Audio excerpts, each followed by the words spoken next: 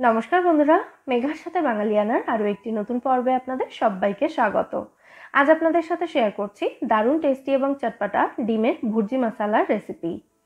রুটি পরোটার সাথে কি সার্ভ করবেন সেটা ভেবে না পেলে একদম ঝটপট 10 মিনিটের মধ্যেই কিন্তু এই রান্নাটা আপনারা করে ফেলতে পারেন। খেতে অসাধারণ সুস্বাদু হয় আর বানানো ভীষণ সহজ। তাহলে চলুন আজ এই রেসিপিটাই দেখে নেওয়া যাক। প্রথমে একটা ফ্রাইং প্যান ভালো করে গরম করে তার মধ্যে আমি 2-3 চামচ মতো তেল দিয়েছি। আমি এখানে সর্ষের তেল ব্যবহার করছি, তবে আপনারা যে কোনো রান্নার তেলে এই রান্নাটা করতে পারেন। তেলটা ভালো করে গরম হয়ে যাওয়ার পর এর মধ্যে আমি 1 চা চামচ মতো গোটা জিরে দিয়েছি। জিরের কালারটা ব্রাউন হওয়া পর্যন্ত এটাকে ভালো করে ভেজে নিয়ে তারপর এর মধ্যে দিয়ে দিচ্ছি একদম মিহি করে কুচিয়ে রাখা পেঁয়াজ। আমি এখানে দুটো বড় সাইজের পেঁয়াজ ব্যবহার করেছি।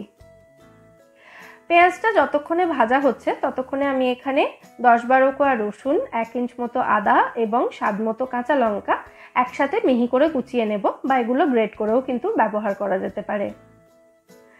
পেঁয়াজটা ভালো করে ভাজা হয়ে গেলে তারপর এর মধ্যে একদম মিহি করে কুচোনো আদা, রসুন এবং কাঁচা লঙ্কাটা আমি দিয়ে দিলাম। দিয়ে এগুলোকে খুব ভালো করে ভেজে নিতে হবে, আর গ্যাসের ফ্লেমটা কিন্তু এই সময় মিডিয়াম রাখতে হবে।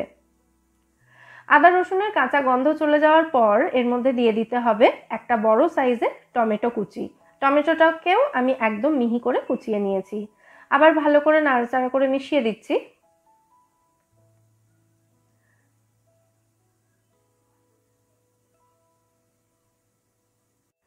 টমেটোটা নরম হয়ে যাওয়ার পর এর মধ্যে দিয়ে দিচ্ছি আমি একটা মাঝারি সাইজের মিহি করে কুচোনো ক্যাপসিকাম। ক্যাপসিকাম দেওয়াটা এই রান্নায় সম্পূর্ণ অপশনাল, তাও দিলে কিন্তু খুব ভালো টেস্ট হয়।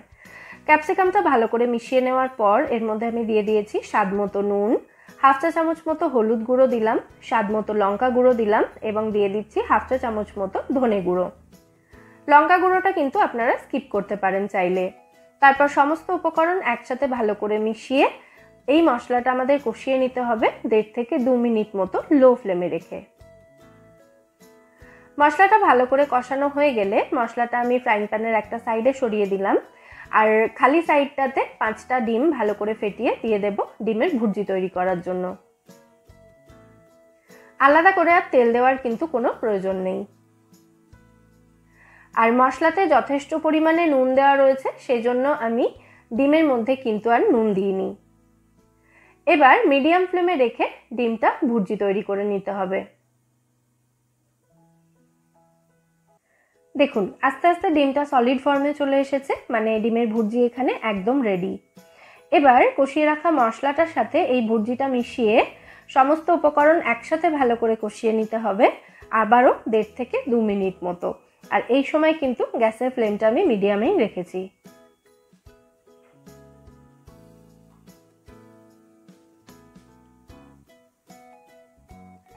এটা কষানো হয়ে গেছে।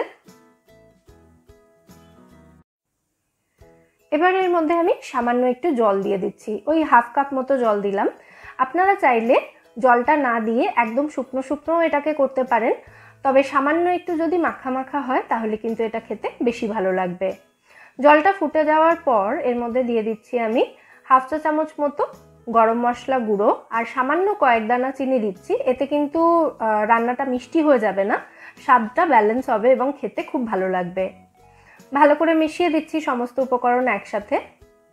আর সবশেষে এর মধ্যে দিয়ে দিচ্ছি 1/2 চা চামচ মতো কাসুরি মেথি। কাসুরি মেথিটা হাতের মধ্যে এভাবে ঘষে আমি দিয়ে দিলাম ওপর থেকে। কাসুরি মেথি না থাকলে আপনারা এখানে ধনেপাতা কুচিও দিতে পারেন। ভালো করে মিশিয়ে নিচ্ছি। আমাদের ডিমের ভুর্জি মশলা কিন্তু এখানে একদম রেডি হয়ে গেছে সার্ভ করার জন্য। খুব ভালো করে একবার মিশিয়ে তারপর গ্যাসের ফ্লেমটা অফ করে এটাকে সার্ভ করে দেব। দেখলেন তাহলে কত সহজে একটা রান্না হয়ে গেল। রুটি বা পরোটা যে কোনো কিছুর সাথে আপনারা সার্ভ করতে পারেন, খেতে কিন্তু অসাধারণ সুস্বাদু হয়। অবশ্যই রেসিপিটা বাড়িতে ট্রাই করে আমায় জানাবেন এই রেসিপিটা আপনাদের কেমন লাগলো। আর রেসিপিটা যদি ভালো লেগে থাকে ভিডিওটাকে বরাবরের মতো একটা লাইক এবং শেয়ার করার অনুরোধ রইল। আর আপনি যদি আমার চ্যানেলে নতুন বন্ধু হয়ে থাকেন তাহলে চ্যানেলটা সাবস্ক্রাইব করারও অনুরোধ রইল। ফিরে আসবো নতুন কোনো রেসিপি নিয়ে। সবাই সুস্থ থাকবেন, ভালো থাকবেন এবং সবাইকে খুব ভালো রাখবেন।